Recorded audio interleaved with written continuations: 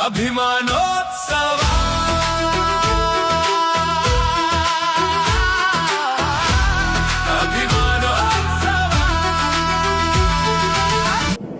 ಜನರಿಗಾಗಿ ಪ್ರಾಣ ಕೊಡ್ತಾನೆ.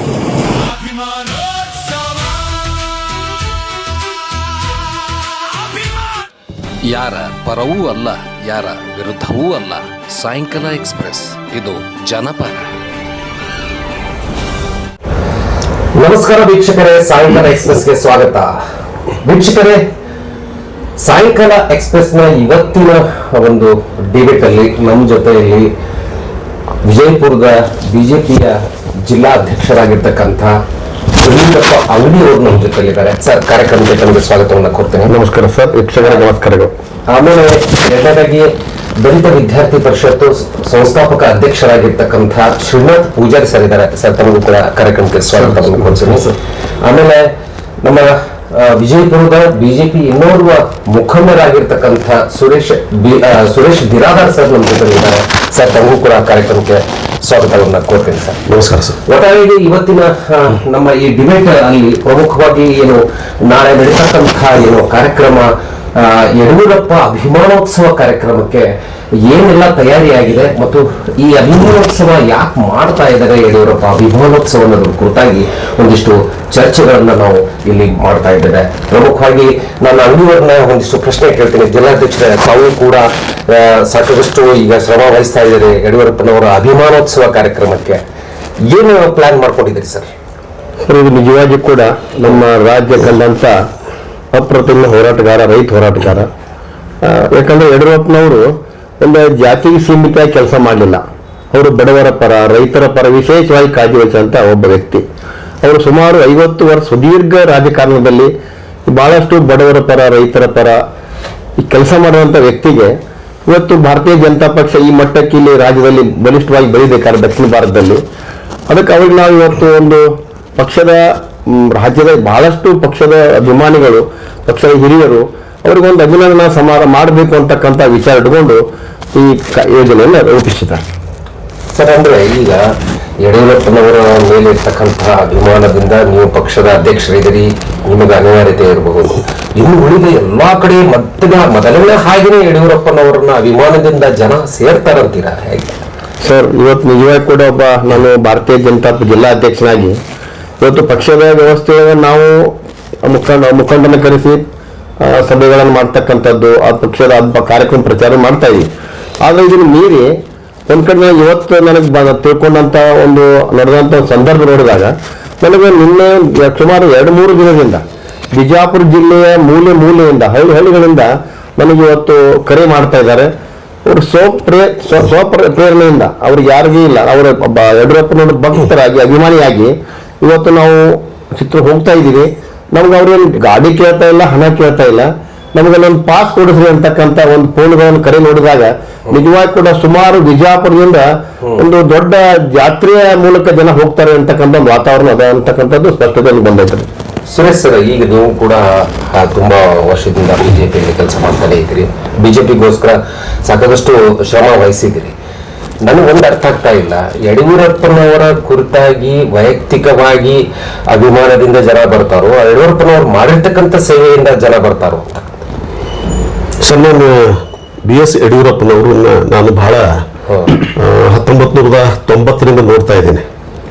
ಒಬ್ಬ ಹೋರಾಟಗಾರ ಅವರು, ಮತ್ತು ಪಕ್ಷ ಅವಾಗ ಇನ್ನೂ ಯಾವುದೇ ಒಂದು ಸ್ಥಿತಿಯೊಳಗೆ ಇರದೇ ಇದ್ದಂತಹ ಸಂದರ್ಭದೊಳಗೆ ಯಡಿಯೂರಪ್ಪನವರು ಎಲ್ಲಿ ಬೇಕಾದಲ್ಲಿ ಹೋಗಿ ಹೋರಾಟವನ್ನು ಮಾಡಿ ಜನರ ಸಮಸ್ಯೆಗಳಿಗೆ ಸ್ಪಂದಿಸ್ತಾ ಇದ್ರು.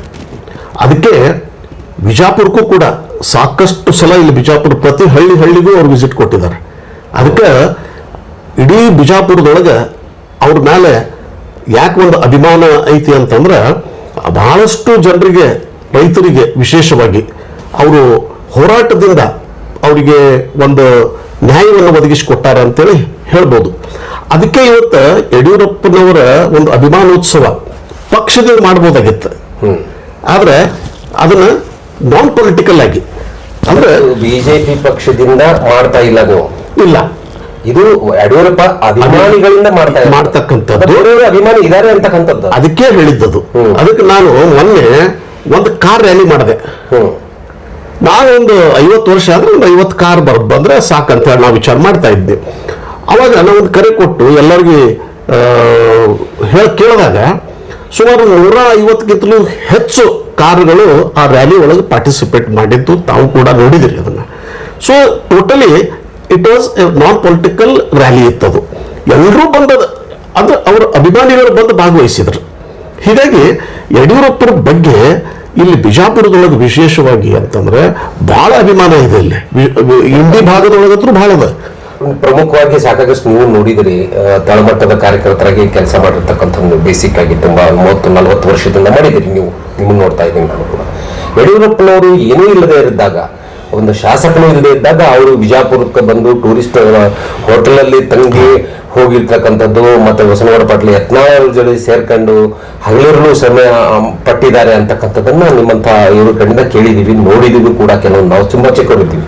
ನನಗೇನು ಅನ್ಸೋದು, ಈಗ ಆಂತರಿಕವಾಗಿ ಬಿಜೆಪಿಯಲ್ಲಿ ಇವತ್ತು ಇಷ್ಟೆಲ್ಲ ಯಡಿಯೂರಪ್ಪನವರು ಜೈಲಿಗೆ ಹೋಗಿ ಬಂದ್ರು, ಯಡಿಯೂರಪ್ಪನವ್ರ ಮೇಲೆ ಭ್ರಷ್ಟಾಚಾರ ಆರೋಪಗಳು ಬಂದು, ಇವೆಲ್ಲದರ ಮಧ್ಯೆ ಇನ್ನೂ ಯಡಿಯೂರಪ್ಪನವರ ಅಭಿಮಾನ ಉಳ್ಕೊಂಡಿದೆಯಾ ಅನ್ನೋದಾಗ್ತಿ ಇದು ಟೆಸ್ಟಿಂಗ್ ಅಂತಕ್ಕಂಥದ್ದು.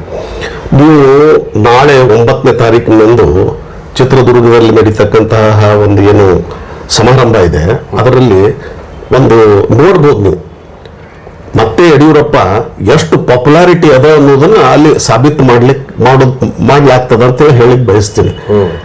ಮತ್ತು ವಿಜಯಪುರದಲ್ಲಿ ಏನು ಮಾತಾಡಿದ್ರಿ, ಇವತ್ತು ಯಾರೇ ಒಬ್ಬ ನಾಯಕ ಇಲ್ಲಿ ಹುಟ್ಟಿದಾನಂತಂದ್ರೆ ಇವನ್ ಕರ್ನಾಟಕದೊಳಗೆ ಹಿಡಿದ್ ನೀವು ಎಲ್ಲರೂ ನನ್ನ ಸೃಷ್ಟಿಸಿದವರೇ ಯಡಿಯೂರಪ್ಪ. ಎಲ್ಲಾ ನಾಯಕರನ್ನ ಹುಟ್ಟಿಸಿದವರು ಯತ್ನಾಳ್ ಹೊರತುಪಡಿಸಿ ಅವ್ರನ್ನು ಹೌದು ಅವರಿಗೆ ಅವರು ಸೃಷ್ಟಿ ಮಾಡಿದ್ದೆ. ಯಡಿಯೂರಪ್ಪ ಬಿಜಾಪುರದೊಳಗೆ ಬಸನಗೌಡನ್ನ ಒಬ್ಬ ನಾಯಕನನ್ನಾಗಿ ಮಾಡಬೇಕು ಅಂತ ಹೇಳಿ ಅವನಿಗೆ ಎಲ್ಲಾ ರೀತಿ ಸಹಾಯ ಸಹಕಾರವನ್ನು ಕೊಟ್ಟು ಅವನ್ನ ಬೆಳೆಸಿದ್ರು. ನಾವು ಅವ್ರು ಕೂಡ ಸಂಪರ್ಕದೊಳಗಿದ್ದಾಗ ಜನ ಏನ್ ಮಾತಾಡ್ತಿತ್ತು ಅಂತಂದ್ರ ಬಸನಗೌಡ ಯಡಿಯೂರಪ್ಪನ ದತ್ತಕ ಪುತ್ರ ಅಂತ ಕರೀತಿದ್ರು ಅವಾಗ. ಅಷ್ಟು ಒಂದು ಅಭಿಮಾನದಿಂದ ಮಾಡ್ತಾ ಇದ್ರು ಕೆಲಸ. ಆದ್ರೆ ಚುನಾವಣೆ 94 ಚುನಾವಣೆ ಒಳಗೆ ಗೆದ್ದ ನಂತರ 1 ವರ್ಷ ನಂತರ ಸ್ವಲ್ಪ ಸಮಸ್ಯೆಗಳು ಅದೇನೇ ಇರಲಿ, ಈ ಸಂದರ್ಭದೊಳಗೆ ಅದನ್ನ ನಾವು ಚರ್ಚೆ ಮಾಡೋದು ಬೇಡ. ಇಲ್ಲ, ಅದು ಆಂತರಿಕವಾದಂತಹ ಪ್ರತಿಯೊಂದು ಪಕ್ಷದಲ್ಲಿ ಸಣ್ಣ ಪುಟ್ಟ ಆದರೆ ನಾನು ಕೇಳ್ತಾ ಇರೋದು ಯಡಿಯೂರಪ್ಪ ಅಭಿಮಾನಕ್ಕೆ ಕುತ್ತು ತರುವಂತಹ ಕೆಲಸಗಳು ಸಾಕಾಗಷ್ಟು. ಇವತ್ತ ಯಡಿಯೂರಪ್ಪ ಮೇಲೆ ಸಾಕಷ್ಟು ಆಪಾದನೆಗಳನ್ನು ಮಾಡಿದ್ರು. ಹೌದು, ಯಾವುದನ್ನು ಪ್ರೂವ್ ಮಾಡಿದ್ದಾರೆ. ಜೈಲಿಗೆ ಹೋಗಿ ಬಂದಿರಬಹುದು ಅವರು. ಆ ಆಪಾದನೆ ಪ್ರೂವ್ ಆಯ್ತಾ? ಇವತ್ತ ಆಗಿಲ್ಲ. ಅದರಿಂದ ಮತ್ತೆ ಹೊರಗೆ ಬಂದ್ರು ಅವರು. ಸೊ ರಾಜಕೀಯ ಒಂದು ಏನಂತಾರಲ್ಲ ಅಲಿಗೇಷನ್ಸ್ ಮಾಡ್ತಕ್ಕಂಥದ್ದು ಅವ್ರ ಮೇಲೆ. ಅದಕ್ಕೆ ಹೇಳ್ತೀನಿ, ಯಡಿಯೂರಪ್ಪ ತನ್ನ ಇಡೀ ಒಂದು 50 ವರ್ಷದೊಳಗೆ ಹೋರಾಟದೊಳಗೆ ತನ್ನ ಜೀವನ ಕಳೆದಿದ್ದಾರೆ. ಪ್ರತಿಯೊಂದರೊಳಗೆ ಮುಖ್ಯಮಂತ್ರಿಯಾಗಿ 4 ಪೀರಿಯಡ್ ಮಾಡಿದ್ರು ಕೂಡ ಅದು ಸಂಘರ್ಷದ ಹಾದಿನೇ ಅವ್ರದ್ದು. ಅದಕ್ಕೆ ಈಸ್ ಅ ರೋಲ್ ಮಾಡೆಲ್ ಅಂತ ಹೇಳಿ ಹೇಳ್ಬೋದು ಈಗಿನ ಒಂದು ರಾಜಕಾರಣಿಗಳಿಗೆ ಮತ್ತು ಯುವಕರಿಗೆ. ಯಾವ ರೀತಿಯಾಗಿ ನಾವು ಒಂದು ರಾಜಕಾರಣದೊಳಗೆ ಫೈಟ್ ಮಾಡಬೇಕು ಅಂತಕ್ಕಂಥದ್ದನ್ನ ಯಡಿಯೂರಪ್ಪರು ನೋಡಿ ಕಲಿಬೇಕು. ಇಲ್ಲ, ಈಗ ಒಂದು ಶ್ರೀನಾಥ ಪೂಜಾರಿ ಅವರು, ನೀವು ಕೂಡ ಯಡಿಯೂರಪ್ಪನವರನ್ನ ಚಿಕ್ಕವರಿದ್ದಾಗ್ಲಿಂದ ನೋಡ್ಕೊತ ಬಂದಿದೆ. ಈ ಬಿಜೆಪಿ ಪಕ್ಷದ ಬಗ್ಗೆ ನಿಮ್ಮ ಈ ನಡೆದಿರ್ತಕ್ಕಂತಹ ಯಡಿಯೂರಪ್ಪ ಅಭಿಮಾನದ ಬಗ್ಗೆ ಈ ವ್ಯತ್ಯಾಸ ಏನು ಅನಿಸುತ್ತೆ ಸರ್? ಈಗ ಒಟ್ಟಾರೆ ನಾವು ಯಡಿಯೂರಪ್ಪನವರ ಅಭಿಮಾನೋತ್ಸವವನ್ನು ನೋಡಿದಾಗ ಯಡಿಯೂರಪ್ಪನವರ ಅಭಿಮಾನಿಗಳು ಸೇರ್ತಾರೋ ಅಥವಾ ಇಲ್ಲಿ ಬಿಜೆಪಿಯಲ್ಲಿ ಶಕ್ತಿ ಪ್ರದರ್ಶನ ಮಾಡ್ಲಿಕ್ಕೆ ಹೊರಟಿದ್ದಾರೋ ಅಂತಕ್ಕಂಥ. ಕರ್ನಾಟಕದಲ್ಲಿ ಬಿಜೆಪಿ ಅನ್ಕೋರು ಈಗಾಗಲೇ ಮಲ್ಕೊಂಡಿದೆ. ಈಗಾಗಲೇ ಬಿಜೆಪಿಯ ಸಂಪೂರ್ಣವಾಗಿ ಏನು ಬಿಜಾಪುರದ ಕರ್ನಾಟಕದಲ್ಲಿ ಕಾಲು ಕಿತ್ತಿದೆ. ಇದು ದಕ್ಷಿಣ ಭಾರತದಲ್ಲಿ ಯಾವ ರಾಜ್ಯದಲ್ಲಿಯೂ ಕೂಡ ಬಿಜೆಪಿಗೆ ನೆಲೆ ಇಲ್ಲ. ಅಂತ ಸಂದರ್ಭದಲ್ಲಿ ಕರ್ನಾಟಕ ಅದರ ಬಿಜೆಪಿಯ ಒಂದು ಬಾಗಿಲು ಮಾಡ್ಕೋಬೇಕು ಅನ್ನೋ ಉದ್ದೇಶಕ್ಕಾಗಿ ಮತ್ತು ಯಡಿಯೂರಪ್ಪನವರ ಒಂದು ಅಭಿಮಾನೋತ್ಸವದ ಮೂಲಕ ಏನೋ ಒಂದು ಪ್ಲಾನ್ ಮಾಡ್ಲಿಕ್ಕೆ ಹೊರಟಿದ್ದಾರೆ. ಅದು ಒಂದು ಕಡೆಗಿದ್ರು, ನಮ್ಮ ಇಲ್ಲಿ ವಿಜಯಪುರ ಜಿಲ್ಲೆಯ ಮಾಜಿ ಬಿಜೆಪಿ ನಾಯಕರು, ಈಗಿನ ಹಾಲಿ MLA ಅವ್ರು ಯಾವಾಗಲೂ ಹೇಳಿದ ಅವ್ರು ನಮ್ಮ ನಾಯಕರು ಹೇಳಿದಂಗೆ ಅವ್ರು ಮಾನಸ ಪುತ್ರ, ಅವ್ರ ದತ್ತಕ ಪುತ್ರ ಅಂತ ಹೇಳ್ತಿದ್ರು. ಅವರೇ ಅವ್ರು ಒಪ್ಕೊಳಾಗ್ತಾ ಇಲ್ಲ. ದತ್ತಕ ಪುತ್ರನೇ ಅವ್ರ ತಂದೆನ ಒಪ್ಕೊಳಾಗ್ತಾ ಇಲ್ಲ. ಇನ್ನು ಜನ ಏನು ಒಪ್ಕೋತಾರೆ? ಒಂದಷ್ಟು ದುಡ್ಡು ಕೊಟ್ಟು ಜನರನ್ನು ಸೇರಿಸುವಂತ ಒಂದು ಸಮಾವೇಶ ಆಗ್ಬಹುದು ಅಂತ ನನ್ನ ಅಭಿಪ್ರಾಯ. ಅಂದ್ರೆ ದುಡ್ಡು ಕೊಟ್ಟು ಸಮಾವೇಶ ಅನ್ನೋದಕ್ಕಿಂತ ಅವರು ಪಕ್ಷಾತೀತವಾಗಿ ಅಂತಕ್ಕಂಥ ವಿಚಾರವನ್ನು ಬಹಳ ಸ್ಪಷ್ಟವಾಗಿ ಅಧ್ಯಕ್ಷರು ಹೇಳಿರ್ತಕ್ಕಂಥದ್ದು. ಇದು ಪಕ್ಷಾತೀತವಾಗಿ ಅಭಿಮಾನಗೋಸ್ಕರ ಇಟ್ಕೊಂಡು ಮಾಡಿರ್ತಕ್ಕಂಥದ್ದು. ಸುಮಾರು ಲಕ್ಷಾಂತರ ಜನ ಬರ್ತಾ ಇದ್ದಾರೆ ಇದಕ್ಕೆ ಅಂತಕ್ಕಂಥ ಅಭಿಮಾನಕ್ಕೆ. ಅಲ್ರಿ, ನೀವು ನಿಮ್ಮ ಇದರ ಕಾಂಗ್ರೆಸ್ ಪಕ್ಷದಲ್ಲೂ ಸಿದ್ದರಾಮಯ್ಯ ಉತ್ಸವ ಮಾಡಿದ್ರಲ್ಲ, ಪಕ್ಷಾತೀತವಾಗಿ ಹೇಳಿಲ್ಲ ನಾವು, ಪಕ್ಷಾತೀತವಾಗಿ ಹೇಳಿಲ್ಲ. ಅದು ಸಿದ್ದರಾಮಯ್ಯನ ಅಭಿಮಾನಿಗಳು ಬಂದಿದ್ದಾರೆ. ಅವರು ಅಂದ್ರೆ ಮಾಡಬೇಕು, ಯಡಿಯೂರಪ್ಪನ ಅಭಿಮಾನೋತ್ಸವ ಮಾಡಬಾರ್ದು.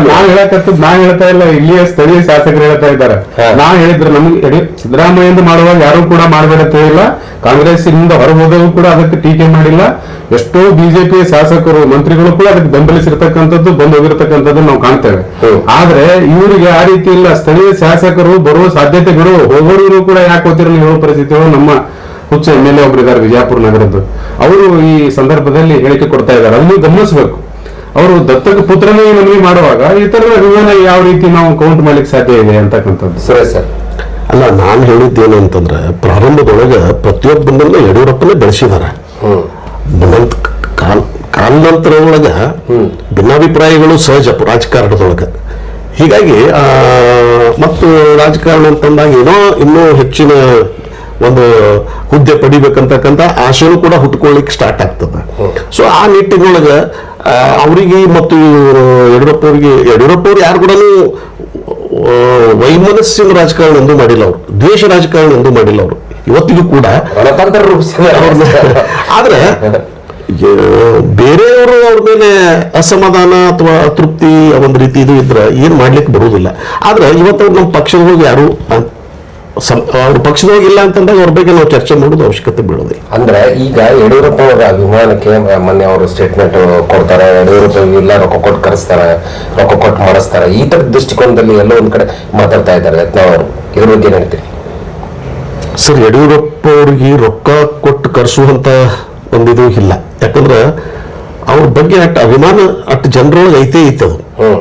ಯಡಿಯೂರಪ್ಪ ಅಂತಂದ್ರೆ ಅದು ಒಂದ್ ರೀತಿ ಸಮುದ್ರ. ಈಗ ನೀವು ಯಾವಾಗೇ ಒಂದು ಕರೆ ಕೊಟ್ಟಾಗ, ಯಡಿಯೂರಪ್ಪ ಅವ್ರು ಕರೆ ಕೊಟ್ಟಾಗ ನೀವು ನೋಡ್ರಿ, ನೀವು ಸಮುದ್ರದಾಗ ನೀರು ಹೆಂಗೆ ಹರಿತದ ಹಂಗೆ ದೊಡ್ಡ ಸಾಗರದೊಳಗನೆ ಮಂದಿ ಬರ್ತಿರ್ತದ.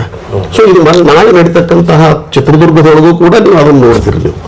ಆದ್ರೆ it is not political or anything. ಇದರಿಂದ ಏನು ಮೈಲೇಜ್ ಬಿಜೆಪಿ ತಗೋಬೇಕು ಅದು ಅಂತ ಹಂಗೇನಿಲ್ಲ. ಈಗ ಜನರಲ್ಲಿ ಚರ್ಚೆ ಆಗಿದೆ ಅಧ್ಯಕ್ಷರಾಗಿ. ಏನ್ ಚರ್ಚೆ ನಡೀತಾ ಇದೆ ಅಂತಂದ್ರೆ, ಎಲ್ಲೋ ಮೊನ್ನೆ ನಡೆದಂತಹ ಚುನಾವಣೆಯಲ್ಲಿ ಸಂಪೂರ್ಣವಾಗಿ ಬಿಜೆಪಿ ನೆಲಕಚ್ಚಿ ಹೋಗಿರ್ತಕ್ಕಂಥದ್ದು. ಅದನ್ನ ರೀಶಫಲ್ ಮಾಡೋಗೋಸ್ಕರ ಮತ್ತೆ ಬಿಜೆಪಿ ಪುಟದೇಳಬೇಕು ಅನ್ನೋ ದೃಷ್ಟಿಕೋನದಲ್ಲಿ ಇದನ್ನ ಯಡಿಯೂರಪ್ಪನವರು ವಿಜಯೇಂದ್ರ ಮುಖಾಂತರ ಇದೆಲ್ಲವನ್ನು ಮಾಡಿಸ್ತಾ ಇದ್ದಾರೆ. ಯಡಿಯೂರಪ್ಪನವರು ಈ ರೀತಿ ನಡೆಸ್ತಾ ಇದ್ದಾರೆ. ಈಗ ಪಕ್ಷ ಮತ್ತೆ ರಿಫ್ರೆಶ್ ಆಗಿ ಮತ್ತೆ ಏನಾದರೂ ಅಧಿಕಾರದ ಚುಕ್ಕಾಣಿ ಹಿಡಿಬಹುದು ಅನ್ನೋ ನಿರೀಕ್ಷೆಯಲ್ಲಿ ಈ ರೀತಿ ಯಡಿಯೂರಪ್ಪ ಅಭಿಮಾನೋತ್ಸವ ಅಂತಕ್ಕಂಥದ್ದನ್ನ ಮಾಡಿ ಇದೊಂದು ಟೆಸ್ಟ್ ಟ್ಯೂಬ್ ಆಗಿ ಹೊರಗಡೆ ಬಂದಿದೆ ಅಂತಕ್ಕಂಥದ್ದು. ಇನ್ನೊಂದು ಈಗ ನಮ್ಮ ಪೂಜಾರಿ ಸರ್ ಹೇಳಿದಾಗ ಅವ್ರೇನ್ ಹೇಳಿದ್ರಂದ್ರ ದತ್ತು ಪುತ್ರನ ಈ ರೀತಿ ವರ್ತನೆ ಅಂತ ಮಾತಾಡಿದ್ರು. ಯಾಕಂದ್ರೆ ಈ ಸ್ವಾರ್ಥ ರಾಜಕಾರಣ ಸ್ವಲ್ಪ ಈ ರಾಜಕೀಯ ವ್ಯವಸ್ಥೆ ಇರ್ತೈತಿ. ಆ ದತ್ತು ಪುತ್ರ ಮೊದಲು ಒಂದ್ ಟೈಮ್ ಇದ್ದು ಸಾಕಷ್ಟು ಯಡಿಯೂರಪ್ಪರಿಂದ ಬೆಳೆದು ಅವರು ಅದನ್ನೇ ತಮ್ಮ ಜೀವನದಲ್ಲಿ ಒಂದು ಬದುಕಿನ ಒಂದು ಶಿಸ್ತನ್ನು ಇಟ್ಕೊಂಡು ಹೋಗಿದ್ರು ಅಂದ್ರೆ ಇವತ್ತು ಅವ್ರಿಗೆ ಕೆಟ್ಟ ಪರಿಸ್ಥಿತಿ ಬರ್ತಿರ್ಲಿಲ್ಲ, ಉಚ್ಚಾಟನೆ ಆಗುವಂತ ಪರಿಸ್ಥಿತಿ ಬರಲಿಲ್ಲ. ಕೇಂದ್ರ ಉಚ್ಚಾಟನೆ ಮಾಡಿದ್ರು. ಒಟ್ಟಾರೆ ಈ ಸ್ವಾರ್ಥ ರಾಜಕಾರಣದಿಂದ ಕೆಲವೊಬ್ರು ದತ್ತು ಪುತ್ರರು ಬಸ್ಸು ಒಬ್ಬರೇ ಇಲ್ಲ ಅವ್ರಿಗೆ, ಯಡಿಯೂರಪ್ಪನವ್ರಿಗೆ ಲಕ್ಷಾನುಗಟ್ಟಲೆ ದತ್ತು ಪುತ್ರ ಅಂದ್ರೆ ಆ ತರ ಇವತ್ತು ಪಕ್ಷದಲ್ಲಿ ಬೆಳೆಸಿದ್ದಾರೆ ಅವರು. ಅಲ್ಲ, ಒಬ್ಬ ದತ್ತು ಪುತ್ರ ಅವ ಹಾದಿ ಬಿಟ್ಟಾಗ ಏನ್ ಮಾಡಕ್ ಆಗೋದಿಲ್ಲ. ಅಲ್ಲ, ದತ್ತುಪುತ್ರ ಹಾದಿಯಲ್ಲಿ ಬಿಟ್ಟಿದ್ದಾರೆ. ಇದ್ದಿದ್ದು ಪಕ್ಷದಲ್ಲಿ ಎಲ್ಲ ಕುಟುಂಬ ರಾಜಕಾರಣ ಆಗಬಾರ್ದು, ಒಬ್ಬರೇ ಆಗಬಾರ್ದು. ಮತ್ತೆ ಸೀನಿಯರ್ ಮೋಸ್ಟ್ ಯತ್ನಾಳ್ ಅವರು ಆಗಿದ್ದಾರೆ. ಯತ್ನಾಳ್ ಅವ್ರನ್ನ ರಾಜ್ಯಾಧ್ಯಕ್ಷ ಮಾಡಬಹುದಾಗಿತ್ತು. ಮುಂದಿನ ಹುಡುಗನನ್ನ ರಾಜ್ಯಾಧ್ಯಕ್ಷ ಮಾಡಿದ್ದಾರೆ ಅಂತಕ್ಕಂಥ ಸಹಜವಾಗಿ ಸೀನಿಯರ್ಗೆ ಇರ್ತಕ್ಕಂಥ ಸಹಜವಾದಂತ ವಯಸ್ಸಿನ ವ್ಯವಸ್ಥೆ ನಾವು ನೋಡಿದಾಗ ಅಲ್ಲಿ ನೀವು ಕುಟುಂಬ ವ್ಯವಸ್ಥೆ ಅಂದ್ರೆ ನಾವು ಒಪ್ಪೋದು. ಯಾಕಂದ್ರೆ ಅವರಲ್ಲಿ ಎಬಿಲಿಟಿ ಐತಿ ಇಲ್ಲ ಅಂತಕ್ಕಂಥ ಗೊತ್ತಾಗ್ಲಾರ್ದನೆ ಅಲ್ಲಿ ನಾಯಕನ ಮಾಡಕ್ ಕೊಟ್ಟಿದ್ದಾರೆ ಅಲ್ಲಿ, ತಂದೆ ಮಗ ಅಂತಕ್ಕಂಥದ್ದು. ಆದ್ರೆ ಇವತ್ತು ಈ BS ಯಡಿಯೂರಪ್ಪನವರ ಮಗನಾದಂತ BY ವಿಜೇಂದ್ರ ಅವರು ಈ ಸೇರಿ ತೆಗೆದುಕೊಂಡಾಗ ಅವರೆಲ್ಲ ಒಮ್ಮೆ ತಂದು ಅಂತ ಅವಕಾಶ ಕೊಟ್ಟಿಲ್ಲ ಅವರಿಗೆ. ಸಾಕಷ್ಟು ಸಣ್ಣ ಸಣ್ಣ ಹುದ್ದೆಗಳಿಂದ ಬಂದಾರ. ಅವರು ಯುವ ಮೋರ್ಚಾ ಹುದ್ದೆ ಕೆಲಸ ಮಾಡಿದಾರ, ರಾಜ್ಯದ ಉಪಾಧ್ಯಕ್ಷ ಕೆಲಸ ಮಾಡಿದಾರ, ಸಾಕಷ್ಟು ಬೈ ಇಲೆಕ್ಷನ್ಗಳನ್ನ ಚಾಲೆಂಜ್ ಆಗಿ ತೆಗೆದುಕೊಂಡು ಗೆಲ್ತಕ್ಕಂತ ಹೋರಾಟಗಳನ್ನು ಮಾಡಿದಾರೆ. ಎಲ್ಲಿ ಸರ್ ಈಗ 2 ಚುನಾವಣೆಯಲ್ಲಿ 2 ಸೋತ್ ಬಿಟ್ರಲ್ಲ. ಇವತ್ತಿನ ಪರಿಸ್ಥಿತಿ ಏನಾಗಿದೆ ಅಂತ ಅನ್ನೋದು ನೀವೇ ನೋಡ್ಕೊಳ್ಳಿ. ಸೋತಿದ್ದೀರಲ್ಲ, ಈಗ ಚುನಾವಣೆ ಎರಡೇ ಇರೋದ್ರಿಂದ ಕಾಂಗ್ರೆಸ್ ಸರ್ ಹೇಳಿ ಕಾಂಗ್ರೆಸ್ ವಿಷಯ ಬರ್ತಲ್ಲ, ಕಾಂಗ್ರೆಸ್ ಕುಟುಂಬ ರಾಜಕಾರಣ ಅಂತ ಹೇಳ್ಬಾರ್ದು. ಈಗ ಇಲ್ಲಿ ನಾವು ನೋಡಿದ್ರೆ ಇಲ್ಲಿ ಕೂಡ ಕುಟುಂಬ ರಾಜಕಾರಣ ಇಲ್ಲೇನು? ಯಾಕೆ ನೀವು ಕಾಂಗ್ರೆಸ್ ಕಡೆ ಬಟ್ ಮಾಡ್ತೀರಿ? ಯಡಿಯೂರಪ್ಪನ ಮಕ್ಕಳೇ ಈಗ ರಾಜ್ಯಾಧ್ಯಕ್ಷರಿದ್ದಾರೆ. ಯಡಿಯೂರಪ್ಪನವರು ಮುಖ್ಯಮಂತ್ರಿ ಆಗಿದ್ದ ಹೋದವರು. ಯಡಿಯೂರಪ್ಪನವರು ಈಗಾಗಲೇ ಏನಪ್ಪಾ ಅಂತಂದ್ರೆ ಅವರು ಜೈಲಿಗೆ ಹೋಗಿ ಬಂದಿರತಕ್ಕಂಥವ್ರು, ಅವ್ರ ಮೇಲೆ ಕೇಸ್ ಆಗಿರತಕ್ಕಂಥದ್ದು, ಇವೆಲ್ಲವೂ ಕೂಡ ಅವ್ರ ಸುತ್ತ ಇರುವಾಗ ಅವ್ರ ಮಗ ಏನಪ್ಪಾ ರಾಜ್ಯಾಧ್ಯಕ್ಷ ಆಗಿರತಕ್ಕಂಥದ್ದು, ಇವೆಲ್ಲ ನೋಡಿ ಕೂಡ ನೀವು ಕುಟುಂಬ ರಾಜಕಾರಣ ಇಲ್ಲ ಅಂತ ಹೆಂಗ್ ಹೇಳ್ತೀರಿ ಬಿಜೆಪಿ? ಈಗ ಬಿಜಾಪುರ ಜಿಲ್ಲೆದಾಗೆ ಬರ್ರಿ, ಕಾರಜೋಳ ಅವ್ರ ಕಾರಜೋಳ ಮಗನಿಗೆ ಟಿಕೆಟ್ ಕೇಳ್ತಾರ, ಇಬ್ರು ಮಕ್ಕಳು ಟಿಕೆಟ್ ಕೇಳ್ತಾರ, ಆಮೇಲೆ ಅವ್ರು ಹುದ್ದೆಗಳಾಗ ಅದಾರ, ಆ ಪಕ್ಷದ ಕಾರ್ಯಕರ್ತ ಇದು ಇಂಪಾರ್ಟೆಂಟ್ ಇದ್ರೊಳಗೆ ಅದಾರ.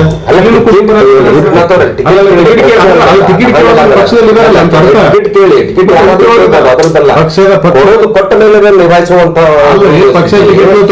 ವಿಜೇಂದ್ರ ಅವ್ರಿಗೆ ಕೊಟ್ಟ ಮೇಲೂ ಕೂಡ ರಾಜ್ಯಾಧ್ಯಕ್ಷ ಕೊಟ್ಟ ಮೇಲೆ ಕೂಡ 2 ಸೀಟ್ ತಂದಿಲ್ಲ, ಅಟ್ಲೀಸ್ಟ್ ಒಂದಾದ್ರೂ ಬಾಗಲಕೋಟ್ ಮತ್ತು ದಾವಣಗೆರೆ ಚುನಾವಣೆ ಬಾಗಲಕೋಟ್ ಚುನಾವಣೆ ಮತ್ತು ಏನು ದಾವಣಗೆರೆ ಚುನಾವಣೆ ಚರ್ಚೆ ಮಾಡಿದಾಗ ನಿಜವಾಗಿ ಕೂಡ ಇದು ನಮಗೆ ನೋವಿನ ಸಂಗತಿನೇ ಅದ.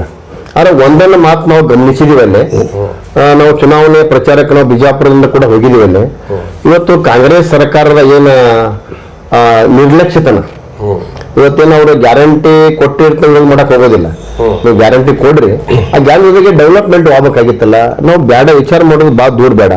ಬಿಜಾಪುರದ ಪರಿಸ್ಥಿತಿ ನೋಡಿದಾಗ ಯಡಿಯೂರಪ್ಪನವರು ಮುಖ್ಯಮಂತ್ರಿ ಇದ್ದಂತ ಸಂದರ್ಭದೊಳಗೆ ಭಾರತೀಯ ಜನತಾ ಪಕ್ಷ ಶಾಸಕರು ಎಲ್ಲೆಲ್ಲಿದ್ರು, ಇವತ್ತು ಬಿಜಾಪುರ ಸಿಟಿ ಇರ್ಬೋದು, ಇವತ್ತು ನೀವು ಮುದ್ದೇಗಾಲ್ ನೋಡ್ರಿ, ದೇವ್ರಿಪುರ ನೋಡ್ರಿ, ತಮ್ಮ ಪಕ್ಷದ ಶಾಸಕರಿಗೆ ಇವತ್ತು ಹೆಚ್ಚಿನ ಅನುದಾನ ಕೊಡೋ ಮೂಲಕ ಎಷ್ಟು ಬದಲಾವಣೆ ಐತಿ. ಇವತ್ತು ಬಿಜಾಪುರ ಇಷ್ಟು ಸುಂದರೀಕರಣ ಆಗ್ಬೇಕಾದ್ರೆ ಇವತ್ತು ನಮ್ಮ ಯಡಿಯೂರಪ್ಪನವರೇ ಕಾರಣ. ಮುಖ್ಯಮಂತ್ರಿ ಇದ್ದಾಗ ಮಾಡುವಂತ ಕೊಡುಗೆ ಅದು. ಇವತ್ತು ಏರ್ಪೋರ್ಟ್ ಕೊಡ್ತಕ್ಕಂಥದ್ದಿರ್ಬೋದು, ಇವತ್ತು ನೀರಾವರಿಗೆ ಸಾಕಷ್ಟು ಯೋಜನೆ ಸ್ಟಾರ್ಟ್ ಮಾಡಿದವರು ಯಡಿಯೂರಪ್ಪನವರು. ರೈತ ಬಜೆಟ್ ಅನ್ನು ಮಂಡಿಸುವಂತ ವ್ಯಕ್ತಿ ಅವರು. ನಾನು ಒಂದ್ 2 ನಿಮಿಷ ಹೇಳ್ತಾ ಇದ್ದೀನಿ ಸರ್. ನಾನು ನೀರು ತಂದಿರ್ತಕ್ಕಂಥವ್ರು ಎಂ ಬಿ ಪಾಟೀಲ್. ಅದೇ ಆಧುನಿಕ ಬಗ್ಗೆ ನೀರು ಬಂದದಪ್ಪ ಅಂತ ನಾವು ಎಂ ಬಿ ಪಾಟೀಲ್ ಸರ್. ಆಯ್ತು, ನೀರಾವರಿ ಅವಕಾಶ ಕೊಡಿ. ನೀರಾವರಿ ಬಗ್ಗೆ ಎಂ ಬಿ ಪಾಟೀಲ್ ಹೆಸರು ಹೇಳ್ತಾ ಇದ್ರೆ ನೀವು, ಇದಕ್ ಬೇಕಂದ್ರೆ ನೀವು ನನಗೆ ಇನ್ನೊಂದ್ಸಲ ಈ ತರ ನೀವು ಚರ್ಚೆ ಕರೀರಿ. ನಾ ಎಂ ಬಿ ಪಾಟೀಲ್ ಮುಂದೆ ಪುರಾವೆ ಸಮೇತವಾಗಿ ನೀವು ನಾ ಕೊಡಕ್ ತಯಾರ. ಕಾರಣ ಇಷ್ಟೇ, ನೀರಾವರಿ ಅನ್ನೋದು ಕಾನ್ಸೆಪ್ಟ್ ಕಾಂಗ್ರೆಸ್ ಅವ್ರಿಗೆ ಇಲ್ಲವೇ ಇಲ್ಲ. ನೀರಾವರಿ ಕಾನ್ಸೆಪ್ಟ್ ಅವ್ರಿಗೆ ಇತ್ತಂದ್ರೆ ಸುಮಾರು 60 ವರ್ಷ ಅವ್ರ ಆಡಳಿತ ನೀರಾವರಿ ಮಾಡ್ಬೇಕಾಗಿತ್ತು. ಯಾವಾಗ ನೋಡ್ರಿ, ಯಾವಾಗ ಅವ್ರು ನಮ್ಮ ಯಡಿಯೂರಪ್ಪನವ್ರು ಮುಖ್ಯಮಂತ್ರಿ ಆದ ಸಂದರ್ಭದಲ್ಲಿ, ಯಾಕಂದ್ರೆ ನಮ್ಮಲ್ಲಿ ಸರ 224 ಮೀಟರ್ ಸ್ಟೋರೇಜ್ ಆಗ್ಬೇಕು, 224 ಮೀಟರ್ ಸ್ಟೋರೇಜ್ ಆಗ್ಬೇಕು, ಕಾಲುವೆ ಮಾಡಕ್ಕೆ ಬರಂಗಿಲ್ಲ. ಇದೇ ಒಂದೇ ಕಾನ್ಸೆಪ್ಟ್ ಇಟ್ಕೊಂಡು ಅವ್ರು ನೀರಾವರಿಗೆ ಕೆಲಸ ಮಾಡಲೇ ಇಲ್ಲ ಕಾಂಗ್ರೆಸ್ 60 ವರ್ಷ. ಆದ್ರೆ ಯಡಿಯೂರಪ್ಪನವ್ರು ಮುಖ್ಯಮಂತ್ರಿ ಆದಾಗ ಒಂದೇ ವಿಚಾರ ಮಾಡಿದ್ರು, ಇದನ್ನ ಬಳಕೆ ಮಾಡಕ್ಕೆ ಅವಕಾಶ ಇಲ್ಲ. ಅವಾಗ ಏನ್ ಮಾಡಿದ್ರು, ಕುಡಿಯುವ ನೀರಿಗಾಗಿ ಕೆರೆ ತುಂಬ ಯೋಜನೆ ಏನು ತಂದಿದ್ರಂದ್ರೆ ಮಾನ್ಯ BS ಯಡಿಯೂರಪ್ಪನವರೇ ಆ ಕೆರೆ ತುಂಬ ಯೋಜನೆ ತಂದ್ರು. ಆ ಮುಂದೆ ಅವರ ಕೆಲಸ ಪ್ರಾರಂಭ ಆಯಿತು. ಅವರು ಕೆಲಸ ಪ್ರಾರಂಭ ಆಯಿತು. ಈ ಕೆಲಸ ಪ್ರಾರಂಭ ಆದಾಗ ಸರ್ಕಾರ ನಮ್ಗೆ ಇರಲಿಲ್ಲ, ಮುಂದೆ ಕಾಂಗ್ರೆಸ್ ಕಂಟಿನ್ಯೂ ಮಾಡಿರೋ ಅಷ್ಟೇ. ಈ ನೀರಾವರಿ ಯೋಜನೆ ಕೊಟ್ಟಿದ್ದು ನಮ್ಮ ಬಿಜಾಪುರ ಜಿಲ್ಲೆಗೆ ಮಾನ್ಯ ಮುಖ್ಯ BS ಯಡಿಯೂರಪ್ಪ ಸಾಹೇಬ್ರ ನಾನು ಸ್ಪಷ್ಟವಾಗಿ ಹೇಳ್ತೀನಿ. ಇದರ ವಿಷಯವಾಗಿ ಎಂ ಬಿ ಪಾಟೀಲ್ ಜೊತೆಗೆ ನಿಮ್ ಜೊತೆಗೆ ನಾನು ಚರ್ಚೆಗೆ ದಾಖಲೆ ಸಹಿತ ಬಂದು ಕೊಡ್ಲಾಗ್ತಾ ಇರೋದು ಸರ್. ಅಂತ ಚರ್ಚೆ ಬಂದ್ರೆ ನಾವು ಕೂಡ ದಾಖಲೆ ಸಮೇತ ಬರ್ತೀವಿ. ನೀವು ಏನಪ್ಪಾ ಅಂತಂದ್ರ ಈ ನೀರಾವರಿ ಯೋಜನೆ ವಿಜಯಪುರ ಜಿಲ್ಲೆಗೇನೋ ನಮ್ಮ ಸಿದ್ದೇಶ್ವರ ಸ್ವಾಮೀಜಿಗಳು ಹೇಳಿದ್ರು, ಅವ್ರ ಆಶೀರ್ವಾದದಿಂದ ಎಂ ಬಿ ಪಾಟೀಲ್ ಸಾಹೇಬರು ತಲೆ ಒಳಗೆ ಇಟ್ಕೊಂಡು ಹಗಲು ರಾತ್ರಿ ಕೆಲಸ ಮಾಡಿ ಅದ್ರ ಪ್ಲಾನ್ ಆಫ್ ಆಕ್ಷನ್ ರೆಡಿ ಮಾಡ್ಕೊಂಡು ಅಲ್ಲಿ ಕೋರ್ಟ್ ಕಚೇರಿಗಳನ್ನೆಲ್ಲ ಹೋರಾಟ ಮಾಡಿ ಇವತ್ತು ವಿಜಯಪುರ ಜಿಲ್ಲೆಗೆ ನೀರು ತಂದಿರತಕ್ಕಂಥದ್ದು ಆಧುನಿಕ ಭಗೀರಥರಾಗಿರ್ತಕ್ಕಂಥ ಡಾಕ್ಟರ್ ಎಂ ಬಿ ಪಾಟೀಲ್ ಅಂತಕ್ಕಂಥದ್ದು ಇಡೀ ಕರ್ನಾಟಕ ಒಪ್ಕೊಂಡಾಗ ನೀವು ಕೂಡ ಒಪ್ಕೋಬೇಕು.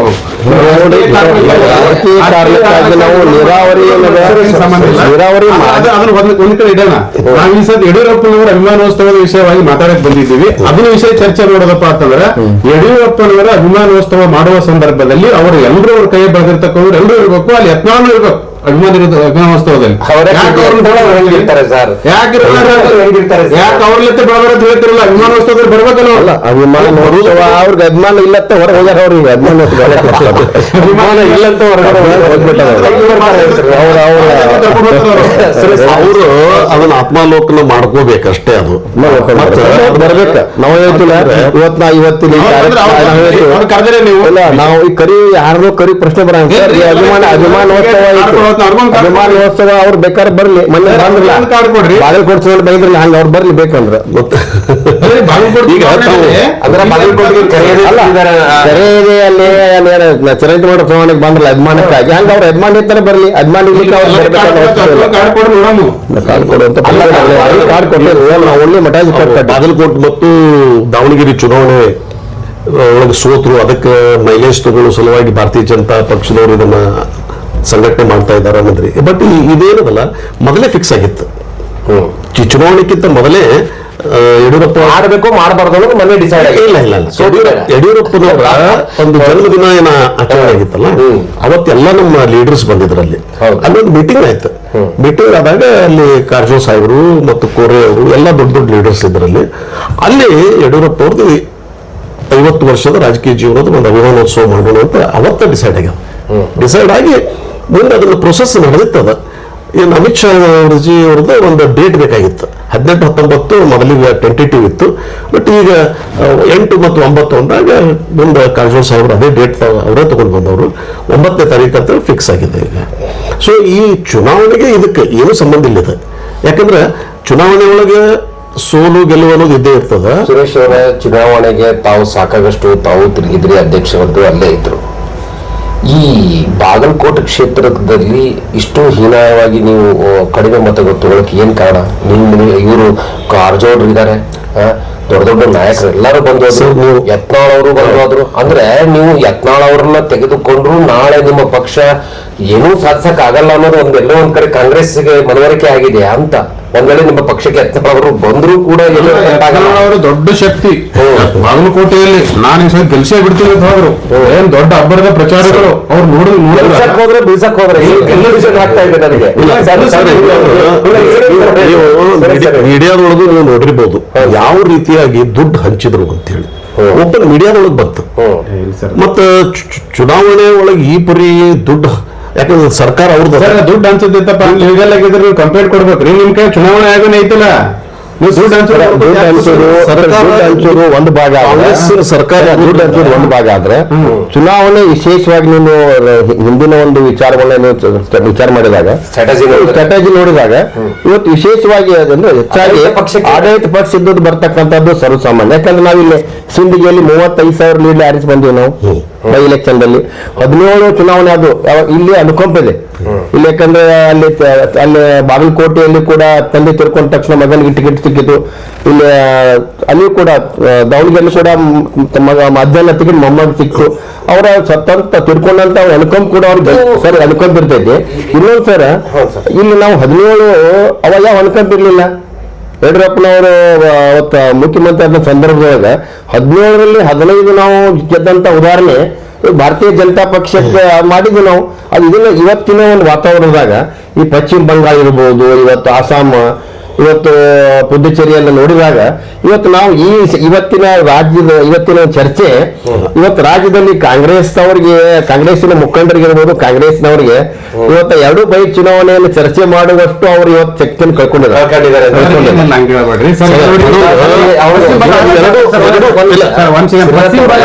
ಉತ್ತರ ಕೊಡಿ.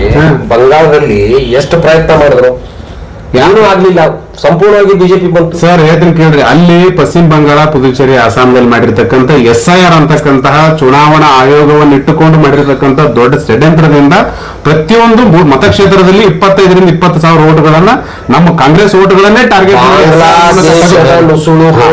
ಡಿಲೀಟ್ ಮಾಡಿರ್ತಾರೆ. ಸರ್ ಬಾಂಗ್ಲಾದೇಶ ನುಸುಳುಕೋರು ಪಶ್ಚಿಮ ಬಂಗಾಳಕ್ಕೆ ಬರ್ಲಿ, ಅಸ್ಸಾಂಗೆ ಹೆಂಗ್ ಬರ್ತಾರೆ, ಪುದುಚೇರಿಗೆ ಹೆಂಗ್ ಬರ್ತಾರೆ, ತಮಿಳುನಾಡಿನಲ್ಲೂ ಕೂಡ ನೀವೇನ್ ಮಾಡಿದಿರಿ? ತಮಿಳುನಾಡಿನಲ್ಲೂ ಕೂಡ 15 ಲಕ್ಷ ಓಟ್ಗಳನ್ನು ನೀವು SR ಹೊರಗಿಟ್ರಿ.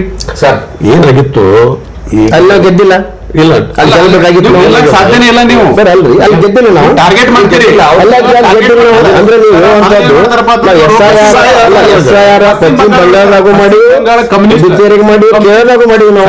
ಪಶ್ಚಿಮ ಬಂಗಾಳದಾಗ ಕಮ್ಯುನಿಸ್ಟರ್ನ ಯಾರು ಇದೇ ಪಶ್ಚಿಮ ಬಂಗಾಳ ಮಮತಾ ಬ್ಯಾನರ್ಜಿ ಹೊಡೆಯುವಾಗ ದುರ್ಗಿ ಅಂದ್ರು, ಕಾಳಿ ಅಂದ್ರು, ಹೊಗಳಿದ್ರು ಇವ್ರು. ಅವ್ರಿಗೆ ಸರ್ಕಾರದಲ್ಲಿ ಪಾಲ್ ಮಾಡ್ಕೊಂಡ್ರು.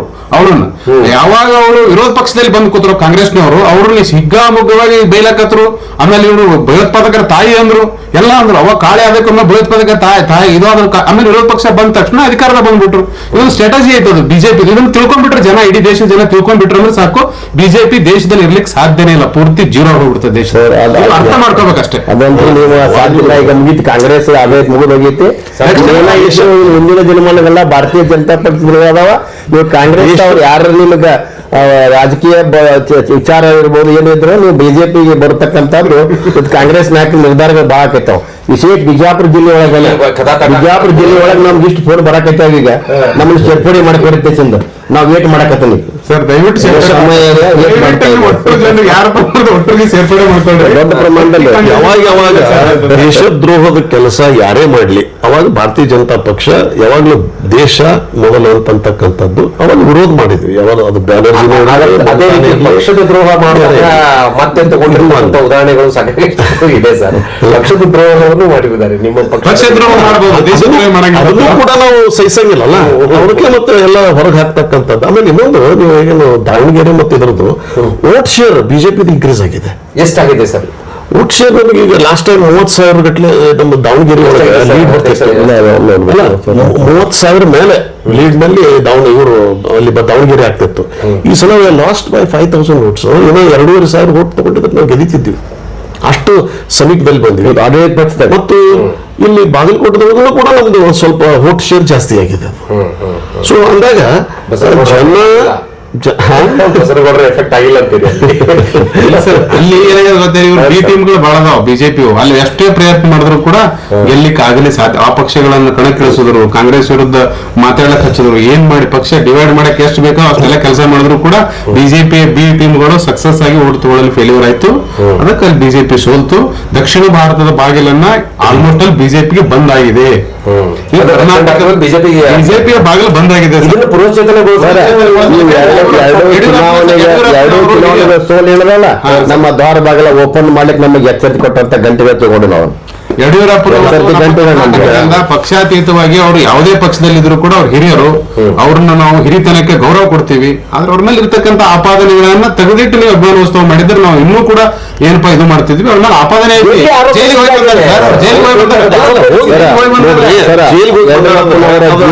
ಆಪಾದನೆ ಸಾಬೀತಾಗಿಲ್ಲ. ಆಮೇಲೆ ಅದರಿಂದ ಹೊರಗೆ ಬಂದಾರ ಅವ್ರು. ಈಗ ಯಡಿಯೂರಪ್ಪನವ್ರು ಮಾಡಿ ಹೋರಾಟ ಕ್ಲೀನ್ ಚಿಟ್ ಸಿಕ್ಕಿದೆ ಅದ್ರಾಗ. ಆದ್ರೆ ಏನ್ ಮಾಡ್ತಾರೆ, ಅದನ್ನ ಮುಚ್ಚಿಡ್ತಾರೆ ಕಾಂಗ್ರೆಸ್ದವರು. ಡಿಬೇಟ್ ಮಾಡಬೇಕಾದಾಗ, ಚರ್ಚೆ ಮಾಡಬೇಕಾದಾಗ ಅದನ್ನ ಜೈಲಿಗೆ ಹೋದ, ಅದು ಒಂದೇ ಮಾತಾಡೋದು. ಅದರಿಂದ ಮುಕ್ತಿರೋ ಆಗ್ಯಾರಲ್ಲ, ಇಲ್ಲಿ ಕ್ಲೀನ್ ಚಿಟ್ ನ್ಯಾಯಾಲಯ ಕೊಟ್ಟಿದೆ ಅವರಿಗೆ. ಅಂದಾಗ ಅದನ್ನ ಆಪಾದನೆ ಮಾಡೋದ್ರೊಳಗೆ ಒಟ್ಟಾರೆ ನಮ್ಮ ಯಡಿಯೂರಪ್ಪ ಮಾಜಿ ಮುಖ್ಯಮಂತ್ರಿಗಳು ಯಾರು ಇವತ್ತಾರ, ಅವ್ರಿಗೆ ಸಾಕಷ್ಟು ಹೋರಾಟಗಳನ್ನು ಮಾಡಿ ಈ ಲೆವೆಲ್ ಬಂದಾರ. ಅದು ಅಧಿಕಾರ ಅವ್ರಿಗೆ ಪರಿಪೂರ್ಣ ಸಿಗ್ಲೇ ಇಲ್ಲ. ಅವರಿಗೆ ಸಾಕಷ್ಟು ವಿರೋಧ ಮೊದಲಿಂದ ಇತ್ತು. ಆ ವಿರೋಧ ನೀವು ಆಂತರಿಕವಾಗಿ ಎಲ್ಲಾ ದುಷ್ಟಶಕ್ತಿಗಳಿಗಿಂತ ಜಾಸ್ತಿ ನಿಮ್ಮಲ್ಲೇ ಇಟ್ಕೊಂಡಿರ್ತಕ್ಕಂಥ ಅದಕ್ಕೆ ದುಷ್ಟ ಕಾಂಗ್ರೆಸ್ನಾಗ ನಮ್ಮಲ್ಲೆತ್ತಿಲ್ಲ, ಕಾಂಗ್ರೆಸ್ನಲ್ಲಿ ಅದು ಶಕ್ತಿಗಳು. ಯಾಕಂದ್ರೆ ಈ ಯಡಿಯೂರಪ್ಪನವರ ಬೆಳವಣಿಗೆಯನ್ನ ಇವತ್ತು ಸಹಿಸಲಾಗುವಂತ ವ್ಯಕ್ತಿಗಳು ಕೂಡ ಕಾಂಗ್ರೆಸ್ನಲ್ಲಿ ಇರ್ತಾರೆ. ಅವ್ರು ಟೋಟಲಿ ಇವತ್ತು BY ವಿಜೇಂದ್ರ ಅವರು ಕೂಡ ಇವತ್ತು ಅವ್ರಿಗೆ ಕೂಡ ಸಾಕಷ್ಟು ಹೋರಾಟದ ಪರಿಸ್ಥಿತಿ ಒಳಗ ವಿರೋಧಿ ಅಲೆಗಳು ಇವತ್ತು ಕಾಣ್ತಾರೆ. ಕಾರಣ ಇಷ್ಟೇ, ಮತ್ತೆ ಯಡಿಯೂರಪ್ಪನವ್ರ ಗುಣ ಅವ್ರ ರಕ್ತ ಅವ್ರ ಕಡೆ ಅದ. ಅವರ ಒಂದು ಸೇಮ್ ನೇಚರ್ ಈಗ ಕುಟುಂಬ ರಾಜಕಾರಣ. ಡಾಕ್ಟರ್ ಮಗ ಡಾಕ್ಟರ್ ಆಗ್ಬಾರ್ದಲ್ಲ, ನಾ ಹೇಳ್ತೀನಿ ಕೇಳಿ ಸರ್. ಡಾಕ್ಟರ್ ಮಗ ಡಾಕ್ಟರ್ ಆಗ್ಬೇಕು, MBBS ಕಲ್ಲು ಡಾಕ್ಟರ್ ಆಗ್ಬೇಕು. ಡಾಕ್ಟರ್ ಮಗ MBBS ಕಲ್ಲು ಸರ್ಟಿಫಿಕೇಟ್ ಕೊಟ್ಟು ಡಾಕ್ಟರ್ ಆಗೋದು ಬೇಡ ಆಗೈತೆ. ಕುಟುಂಬದಾಗ ಆಗ್ಲಿ, ಯಾರು ಬೇಕಾದಾಗ್ಲಿ, ಕುಟುಂಬ ಆಗ್ಲಿ, ಏನ್ ಬೇಕಾದಾಗ್ಲಿ, ರೈತರ ಮಗ ಡಾಕ್ಟರ್ ಆಗಲಿ, ಇಂಜಿನಿಯರ್ ಆಗಲಿ, ಅದಿಲ್ಲ. ನಮ್ಮ ಉದ್ದೇಶ ಏನಂದ್ರೆ ಕುಟುಂಬ ರಾಜಕಾರಣ ಹೆಂಗಂದ್ರೆ ಅವರ ಯೋಗ್ಯತೆ ಅನುಸಾರವಾಗಿ ಚರ್ಚೆ ಮಾಡಕ್ ಬರ್ಲಿಕ್ಕೆ ಹೇಳ್ತಕ್ಕಂಥದ್ದು. ಈಗ ಕುಟುಂಬ ರಾಜಕಾರಣ ಅಂದ್ರೆ ಏನು ಅನ್ನೋದನ್ನ ನಮ್ಮ ಪ್ರಧಾನಮಂತ್ರಿಗಳು ಕೂಡ ಸ್ಪಷ್ಟತೆ ಕೊಟ್ಟಿದ್ದಾರೆ. ಕುಟುಂಬ ರಾಜಕಾರಣ ಅಂದ್ರೆ ಮುಖ್ಯಮಂತ್ರಿ ಆಕ್ಚುಲಿ ಮುಖ್ಯಮಂತ್ರಿ ಮಗ ಇದ್ರು ಕೂಡ ಒಬ್ಬ ಸಾಮಾನ್ಯ ಕಾರ್ಯಕರ್ತನಿಂದ ಪದಾಧಿಕಾರಿಯಾಗಿ ಸಂಘಟನೆ ಮಾಡ್ಕೊಂತ ಬಂದು, ಹೋರಾಟ ಮಾಡ್ಕೊಂತ ಬಂದು, ಮುಂದೆ ಬೇರೆ ಬೇರೆ MLA ಆಗಲಿ ಇದು ಆಗಲಿ ಪಡಿಲಿಕ್ಕೆ ಎಲ್ಲರೂ ಅವರೇ. ಈಗ ಫಾರ್ ಎಕ್ಸಾಂಪಲ್ JH ಪಟೇಲ್ರು ಅವರು ಮುಖ್ಯಮಂತ್ರಿ ಇದ್ರು, ಅವ್ರ ಮಗನಿಗೆ ಮುಂದಿನ ಒಂದು 2 ಶಾಸಕನಾಗಿ ಆಯ್ಕೆ ಆಗ್ಲಿಕ್ಕೆ ಆಗ್ಲಿಲ್ಲ. ಆದ್ರೆ ಯಾರಲ್ಲಿ ಒಂದು ಸಾಮರ್ಥ್ಯ ಇರ್ತದ ಅಂಥವ್ರೇ ಮುಂದೆ ಬರ್ಲಿಕ್ಕೆ ಸಾಧ್ಯ ಅದ. ಸೊ ಇಲ್ಲಿ ನಾವು ಕುಟುಂಬ ರಾಜಕಾರಣ ಬರೋದಿಲ್ಲ. ಇಲ್ಲಿ ಕಾಂಗ್ರೆಸ್ನಾಗ ಹೆಂಗಿದೆ ಅಂತಂದ್ರೆ ಗಾಂಧಿ ಮನೆತನ ಅದನ್ನ ಬಿಟ್ರೆ ಕಾಂಗ್ರೆಸ್ ಗಾಂಧಿ ಮನೆತನ ಸರ್ ಕಾಂಗ್ರೆಸ್ನಾಗ ಇವತ್ತು ನೀವು ಪಶ್ಚಿಮ ಬಂಗಾಳದಲ್ಲಿ ನೋಡಿದ್ವಿ ಸರ್, ನಾವು ತಮಿಳುನಾಡು ಪಶ್ಚಿಮ ಬಂಗಾಳದಲ್ಲಿ ಒಬ್ಬ ಮನೆಯಲ್ಲಿ ಕೆಲಸ ಮಾಡ್ತಕ್ಕಂಥ ಮನೆಗೆ ಹೋಗಿ ಬಾಂಡೆ ಸಾಮಾನ್ತಿಕೆ ಬಡತನ ಇರ್ತಕ್ಕಂಥ ವ್ಯಕ್ತಿಗೆ ಟಿಕೆಟ್ ಕೊಟ್ಟು MLA ಮಾಡಿದ ಭಾರತೀಯ ಜನತಾ ಪಕ್ಷ ಅಂತ ಉದಾಹರಣೆ ಬಂದ್ರೆ ಹೇಳಿ ನೀವು ಕಾಂಗ್ರೆಸ್ ಸರ್. ಇಲ್ಲಿನೂ ಕೂಡ ಬಹಳ ಮಿರಾಕಲ್ಗಳಾಗ್ಯಾವ. ಕಾಂಗ್ರೆಸ್ ಅಂತಲ್ಲ ನೋಡ್ರಿ, ಕಾಂಗ್ರೆಸ್ ಗಾಂಧಿ ಕುಟುಂಬ ಅಂತ ಹೇಳಿದ್ರಲ್ಲ, ಗಾಂಧಿ ಕುಟುಂಬ ದೇಶಕ್ಕಾಗಿ ತ್ಯಾಗ ಬಲಿದಾನ ಮಾಡಿರ್ತಕ್ಕಂಥ ಕುಟುಂಬ. ಹಾಗೇನಾದರೂ ದೇಶಕ್ಕಾಗಿ ತ್ಯಾಗ ಬಲಿದಾನ ಮಾಡಿರ್ತಕ್ಕಂಥ ಯಾವ್ದಾದ್ರು ರಾಜಕಾರಣಿಗಳಿದ್ರೆ ಹೇಳ್ರಿ. ಹೋರಾಟಗಾರ, ಸ್ವತಂತ್ರ ಹೋರಾಟಗಾರ ಅಂತ ಹಾಕ್ಬೇಡ್ರಿ ನೀವು. ರಾಜಕಾರಣದಕ್ಕೆ ಬಂದಾಗ ಏನಾದ್ರು ತ್ಯಾಗ ಬಲಿದಾನ ಮಾಡಿಕೊಂಡು ದೇಶಕ್ಕಾಗಿ ತಮ್ಮ ಪ್ರಾಣವನ್ನೇ ಕೊಟ್ಟಿರ್ತಕ್ಕಂಥ ಯಾವ್ದಾದ್ರು ಒಂದು ಪಕ್ಷದ ನೇತಾರರು ಇದ್ರೆ ಅದು ಕಾಂಗ್ರೆಸ್ನಲ್ಲಿ ಮಾತ್ರ ಕಾಣಕ್ ಸಾಧ್ಯ ಇದೆ. ಅದು ಬಿಜೆಪಿಯಲ್ಲಿ ಕಾಣಕ್ ಆಗಲ್ಲ. ಅದನ್ನ ಹೆಂಗ್ ಕುಟುಂಬ ರಾಜಕಾರಣ ಅಂತೀರಿ? ಕುಟುಂಬ ರಾಜಕಾರಣ ದೇಶಕ್ಕೆ ಒಂದು ಅಧಿಕಾರ ಅಥವಾ ಮಾಡ್ಲಿಕ್ಕೆ ಬರುವುದಿಲ್ಲ. ಆಮೇಲೆ ಇಲ್ಲಿ ನಾವು ಮುಖ್ಯವಾಗಿ ಅಂದ್ರೆ ಯಡಿಯೂರಪ್ಪ ಅವರ ಒಂದು ಅಭಿಮಾನೋತ್ಸವದ ಬಗ್ಗೆ ಚರ್ಚೆ ಮಾಡೋದು ಸೂಕ್ತ ಅಂತ ನನಗೆ ಅನಿಸ್ತದೆ. ಇದನ್ನ ಡೈವರ್ಟ್ ಆಗಿ ಅದಕ್ಕೆ ಇಲ್ಲೇನದ ಅಂತಂದ್ರೆ ಯಡಿಯೂರಪ್ಪನವರು ಒಬ್ಬ ಅವ್ರ ಲೈಫ್ ಹಿಸ್ಟ್ರಿ ನಾವು ತಗೊಂಡು ನೋಡ್ತೀವಿ ಅಂತಂದ್ರೆ ಒಬ್ಬ ಸಾಮಾನ್ಯ ಒಬ್ಬ RSS ಸ್ವಯಂ ಸೇವಕನಾಗಿ ಮುಂದೆ ಒಂದು ಮುನ್ಸಿಪಾಲಿಟಿ ಮೆಂಬರ್ ಆಗಿ, ಅಧ್ಯಕ್ಷ ಆಗಿ, ಆಮೇಲೆ MLA ಆಗಿ, ವಿರೋಧ ಪಕ್ಷದ ನಾಯಕ ಒಬ್ಬನ ಇದ್ರು. ಅವಾಗ ರೈತರ ಸಲುವಾಗಿ ಅವರು ಎಷ್ಟು ಹೋರಾಟ ಮಾಡಿದ್ರು ಅಂದ್ರೆ ಅದಕ್ಕೆ ಅಂತಿದ್ರು ಯಡಿಯೂರಪ್ಪ ಗುಡುಗಿದ್ರೆ ವಿಧಾನಸೌಧ ನಡಗಿತ್ತು ಅಂತೇಳಿ. ಅದು ಬಂದಿದ್ದೇ ಅದರ ಸಲುವಾಗಿನೇ. ಆಮೇಲೆ ಅದೇ ಯಡಿಯೂರಪ್ಪನವರು ಅಧಿಕಾರ ಸ್ವೀಕಾರ ಮಾಡಿದ ದಿವಸವೇ ಹಾವೇರಿಯಲ್ಲಿ ಗುಂಡು ಹಾರಿಸ್ತಾರೆ ರೈತರ ಮೇಲೆ. ಅದು ಖಂಡನೆ ಮಾಡಿದ್ರಲ್ಲ ಅವರು. ಯಡಿಯೂರಪ್ಪ ರೈತರ ವಿಷಯದಲ್ಲಿ ಬಂದಾಗ ಸ್ಪಷ್ಟ ಅವರ ಸರ್ಕಾರ ಇದ್ದಾಗೆ ಫಸ್ಟ್ಗೆ ಹಾವೇರಿಯಲ್ಲಿ ಗುಂಡು ಹಾರಿಸ್ತಾರೆ. ಅದೇ ಅದನ್ನ ವಿರೋಧ ಅದನ್ನ ಇದನ್ನ ಮಾಡಿದ್ರಲ್ಲ, ಖಂಡನೆ ಮಾಡಿ ಅವ್ರ ಮೇಲೆ ಆಕ್ಷನ್ ತಗೊಂಡ್ರು. ರೈತರ ವಿಷಯದೊಳಗೆ ಅವ್ರು ಯಾವುದಕ್ಕೂ ಕಾಂಪ್ರಮೈಸ್ ಆಗಿಲ್ಲ. ಅದು ಬಹಳ ಯಡಿಯೂರಪ್ಪ ಅದಕ್ಕೆ ಒಂದು ಹಸಿರು ಟಾವೆಲ್ ಅವರು ಹಾಕೊಳ್ಳುವಂತ ಪರಂಪರೆ ಸ್ಟಾರ್ಟ್ ಆಯ್ತು. ಅದು ರೈತರ ರಕ್ಷಣೆಯ ಸಂಕೇತವಾಗಿ ಅದನ್ನು ಹಾಕೊಂಡ್ರು ಅವರು. ಹೀಗಾಗಿ ಒಬ್ಬ ರೈತರ ರಕ್ಷಕರಾಗಿದ್ದಾರೆ.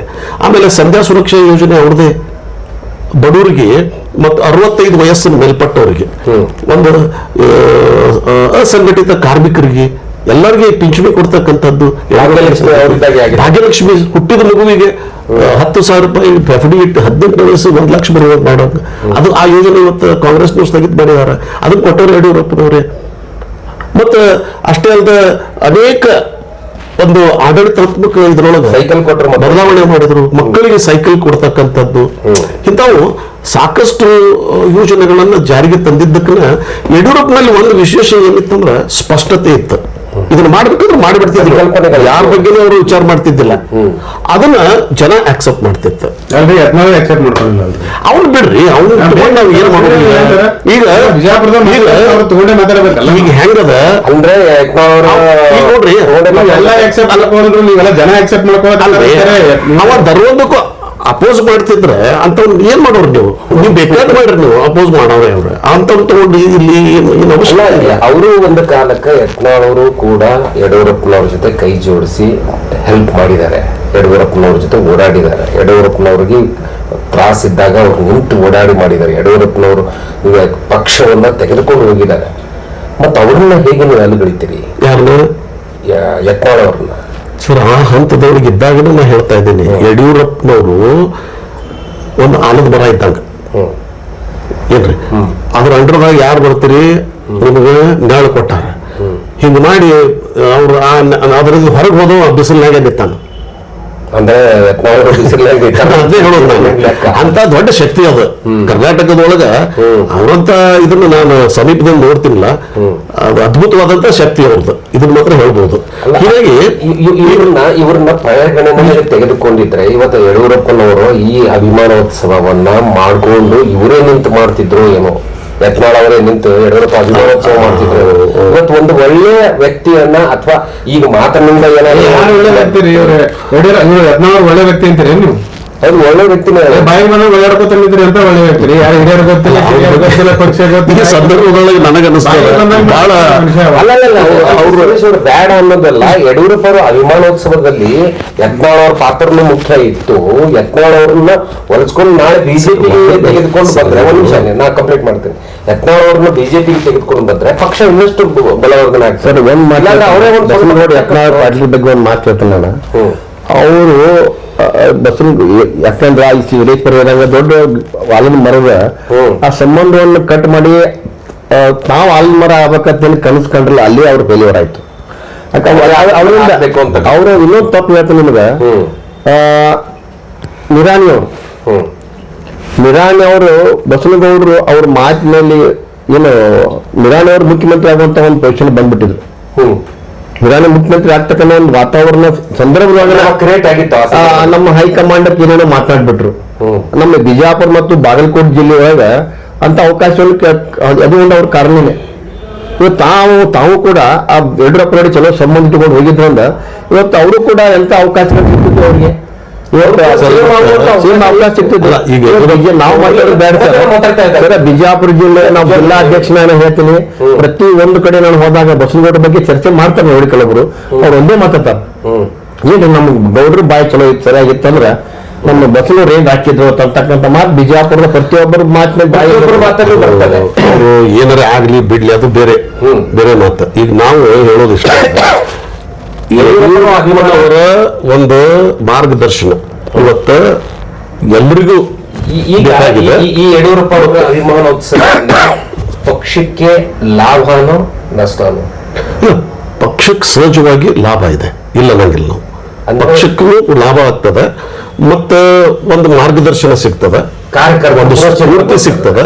ಇವತ್ತೇನು ಸ್ವಲ್ಪ ಕಾರ್ಯಕರ್ತರು ಇದನ್ನು ಕಳ್ಕೊಂಡಿದ್ದಾರೆ, ಅದು ಮತ್ತೆ ಪುನಶ್ಚೇತನಗೊಂಡು ಮತ್ತೆ ಅದರಲ್ಲಿ ವಿಶೇಷವಾಗಿ ಈಗ ನಮ್ಮ ರಾಜ್ಯಾಧ್ಯಕ್ಷರು BY ವಿಜೇಂದ್ರ ಅವರು ಇದ್ದಾರೆ, ಅವರಿಗೆ ಒಂದು ಮಾರ್ಗದರ್ಶನವನ್ನು ಅವರು ವಿಶೇಷವಾಗಿ ಯಡಿಯೂರಪ್ಪನವ್ರ ಕಡೆ ತೆಗೆದುಕೊಳ್ತಕ್ಕಂಥದ್ದು ಮತ್ತು ಅನೇಕ ಹೋರಾಟದೊಳಗೆ ಅವರು ಇವತ್ತು ನಾವು ನೋಡ್ತಾ ಇದ್ದೀವಿ. ಸಾಕಷ್ಟು ಇಡೀ ಯಾವ ರೀತಿ ಯಡಿಯೂರಪ್ಪನವ್ರದ್ದು ಇಡೀ ಕರ್ನಾಟಕ ತಿರುಗಿದ್ದಾರೆ, ಅದೇ ರೀತಿ ಪ್ರತಿ ಒಂದು ಜಿಲ್ಲೆಗೆ ಇವರು ಹೋಗಿ ಸಂಘಟನೆ ಮಾಡ್ತಕ್ಕಂಥ ಕೆಲಸವನ್ನು ಕೂಡ ಇವರು ಮಾಡ್ತಾ ಇದ್ದಾರೆ, ಯಾರು BY ವಿಜೇಂದ್ರ ಅವರು. ಸೊ ಹೀಗಾಗಿ ಮುಂದಿನ ದಿನಮಾನಗಳಲ್ಲಿ ಸಹಜವಾಗಿ ಈ ಪಕ್ಷ ಅವರ ನೇತೃತ್ವದೊಳಗೂ ಕೂಡ ಬಲಿಷ್ಠವಾಗಿ ಬೆಳೀತೈತಿ ಅಂತ ಹೇಳಿ ಯತ್ನಾಳ್ ಬಂದ್ರೆ ಬಿಜೆಪಿಗೆ ಸರ್, ಬಿಜಾಪುರ ಜಿಲ್ಲಾದಾಗ ಇರೋರು ಒಬ್ಬರೇ ಇವರು MLA, ಬಿಜೆಪಿ MLA ಇದ್ರು ಹೊರ ಹೋಗ್ಯಾರ. ಇಡೀ ಬಿಜಾಪುರ ಜಿಲ್ಲಾದಾಗ ಬಿಜೆಪಿ ಯಾವುದೇ ರೀತಿ MLA ಒಬ್ರು MP ಅವ್ರು ಬಿಟ್ರು. ಇಲ್ಲಿ ಅಭಿಮಾನೋತ್ಸವದಲ್ಲಿ ಪಾಲ್ಗೊಳ್ತಕ್ಕಂಥ ಜನನು ಕೂಡ ಅದನ್ನ ವಿಚಾರ ಮಾಡ್ತಾರಲ್ಲ, ನಮ್ಮ MLAನೇ ಹೊಂಟಿಲ್ಲ ಅಂತ ಹೇಳಿ. ಪಾಯಿಂಟ್ ಆಫ್ ವ್ಯೂ ಅಲ್ಲಿ ಪ್ರತಿ ಭಾರಿ ಪವರ್ಫುಲ್ ವ್ಯಕ್ತಿಗಳು ಅದಾರ ಸರ್. MLA ಇದ್ದವ್ರು MLA ಇದ್ರು ಅವರು ಈಗ ಮಂತ್ರಿಗೆ ಅಪ್ಪು ಪಾಟೀಲ್ ಶೆಟ್ಟಿ ಸಾಕಷ್ಟು ಇಲ್ಲಿ ಅದಾರ. ಅವ್ರದ್ದು ಅಭಿಮಾನಿ ಬೆಳೆದ ಬೆಳಗ್ಗೆ ಎಲೆಕ್ಷನ್ ಇದ್ರೆ 2000 ಓಟ್ ತಗೊಂಡಿಲ್ಲ ಸರ್ ಸಿಟಾಗಿ ಬಂದು. ಅದು ಚುನಾವಣೆ ಸರ್,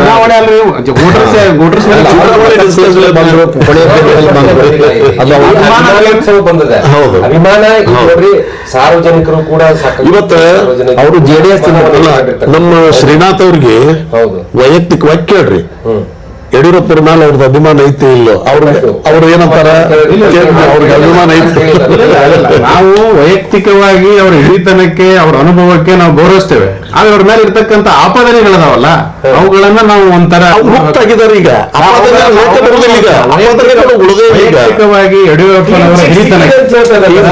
ವೈಯಕ್ತಿಕವಾಗಿ ಯಡಿಯೂರಪ್ಪನವರ ಹಿರಿತನಕ್ಕೆ ಅವರು ನಾಡಿಗೆ ಸಲ್ಲಿಸಿರ್ತಕ್ಕಂಥ ಸೇವೆಗೆ ನಾವು ಗೌರವಿಸ್ತೇವೆ, ಆದ್ರೆ ಅವ್ರ ಮೇಲೆ ಇರ್ತಕ್ಕಂಥ ಆಪಾದನೆಗಳನ್ನು ಕೂಡ ಅಷ್ಟೇ ನಾವು ಇದರಲ್ಲಿ ನೋಡ್ತೇವೆ, ಸಂಶಯ ಆಪಾದನೆಗಳು ಈಗೆಲ್ಲ ಎಲ್ಲ ಕ್ಲೀನ್ ಚೀಟ್ ಆಗಿದೆ ಅಂತ ಸರ್ ಪೋಸ್ಟ್ಕೊಂಡು ನಡೆದ ಒಂದು ಕೇಸ್ ಅದನ್ನು ಮುಕ್ತ ಆಗ್ತದೆ. ಅದನ್ನು ಮುಕ್ತಿ ಅಲ್ಲ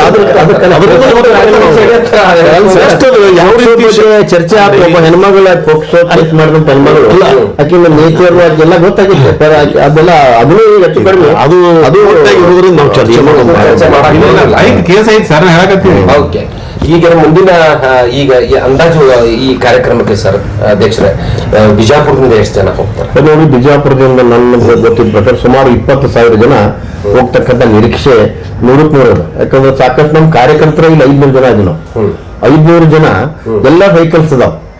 ಒಬ್ಬರು 5 ರಿಂದ 6 ಜನ ಅವರು ಒಂದು ವೆಹಿಕಲ್ ಹೋಗ್ತಕ್ಕಂಥದ್ದು. ಅಂದ್ರೆ ಅಂದಾಜ್ ಅಲ್ಲೇ ನಮ್ಮಲ್ಲಿ 3,000 ಆಯ್ತು.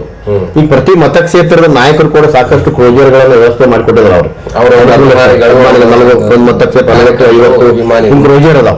ಸುಮಾರು 40-50 ಗಾಡಿ ಒಂದು ಮತಕ್ಷೇತ್ರಕ್ಕೆ ಅಂದ್ರೆ ಒಂದು 200 ಹೆಚ್ಚಾಕವು 500 ಕ್ರೋಜರ್ಗಳು ಅಂದಾಜು ಅವರೇಜ್ ಅದ. ಅವರಲ್ಲಿ ಒಂದು ಗಾಡಿಗೆ 15 ಜನ 20,000 ಜನ ಬಿಜಾಪುರದಿಂದ 20,000 ಜನ ಹೋಗ್ತಾರೆ ಸರ್. ಬಿಜಾಪುರದಿಂದಲೇ ಒಂದು 20,000 ಜನ ಹೋಗ್ತಾರೆ ನಿರೀಕ್ಷೆ ಇಟ್ಕೊಂಡು. ಈಗ ನಮ್ಮ ಅಧ್ಯಕ್ಷರು ಹೇಳೋದ್ ಹಂಗ ಅದು 1 ಪಾಯಿಂಟ್ ಆತ. ಈಗಾಗಲೇ ನಿಮ್ಗೆ ಇನ್ನೊಂದು ಹೇಳ್ತೀನಿ, ಪ್ರಬಂಧಕರು ಅಂತ ಹೇಳಿ ಬಿಜಾಪುರ ಜಿಲ್ಲೆಯಿಂದ ಸುಮಾರು ಒಂದು 50 ಜನ ಹೋಗ್ತಾ ಇದ್ದಾರೆ. ಪ್ರಬಂಧಕರು ಅಲ್ಲಿ ಹೋಗಿ ಅರೇಂಜ್ಮೆಂಟ್ ಮಾಡ್ಲಿಕ್ಕೆ ಎಲ್ಲದಕ್ಕೂ ನಮ್ಮ ಬಿಜಾಪುರದವ್ರನ್ನೇ ಪ್ರಮುಖ ಸ್ಥಾನ ಪ್ರಬಂಧಕರಲ್ಲಿ ಒಂದು ವಿಶೇಷ ಅರೇಂಜ್ಮೆಂಟ್ ಮಾಡ್ಲಿಕ್ಕೆ ಅಂತ ಹೇಳಿ ಇಲ್ಲಿಂದ 50 ಜನ ಒಂದು 7ನೇ ತಾರೀಕಿಗೆ ಹೋಗ್ತಾ ಇದ್ದಾರೆ ಅವರು. ಇದು ಒಂದು ಪ್ರಶ್ನೆ ಇಲ್ಲಿ ಕಾಡ್ತಾ ಇರೋದು. ಎಲ್ಲೋ ಒಂದ್ ಕಡೆ ನೀವು ನೋಡಿ, ಮತ್ತೆ ನಾನು ಯಾಕೆ ಯತ್ನಾಳ್ ಅವರನ್ನು ತಗೋತೀನಿ ಅಂತಂದ್ರೆ, ಯತ್ನಾಳ್ ಅವರು ಈ ಕಾರ್ಯಕ್ರಮದ ರೂಪುರೇಷೆಗಳನ್ನು ನೋಡ್ತಾ ಇದ್ರೆ ಇಲ್ಲಿ ಯತ್ನಾಳ್ ಅವರ ಅಭಿಮಾನಿಗಳನ್ನು ಬಿಟ್ಟು ಯಡಿಯೂರಪ್ಪನವರ ಅಭಿಮಾನಿಗಳು ಎಷ್ಟು ಜನ ಬಿಜಾಪುರದಿಂದ ಬರ್ತಾರೆ ಅನ್ನೋದು ಒಂದು ಇದು ಮಾಪನ ಆಗುತ್ತಾ ಅಂತ ಆಂತರಿಕವಾಗಿ ನಿಮಗೆ? ಯತ್ನಾಳ್ ಅವರು ಬಿಟ್ಟರು ಕೂಡ ಬಿಜಾಪುರ ಜಿಲ್ಲೆಯಿಂದ ಎಷ್ಟು ಜನ ಕಾರ್ಯಕ್ರಮದಲ್ಲಿ ಪಾಲ್ಗೊಳ್ಳಬಹುದು ಅಂತೇಳಿ ಒಂದು ನಿರೀಕ್ಷೆ ಅದನ್ನ ನೀವು ವಿಜಯೇಂದ್ರ ಅವರಿಗೆ ಸಹಜವಾಗಿ ಅವತ್ತು ನೀವು ನೋಡ್ಬೋದು ಎಷ್ಟು ವೆಹಿಕಲ್ಸ್ ಹೋಗ್ತವೆ. ಹೆಚ್ಚಿನ ಜವಾಬ್ದಾರಿ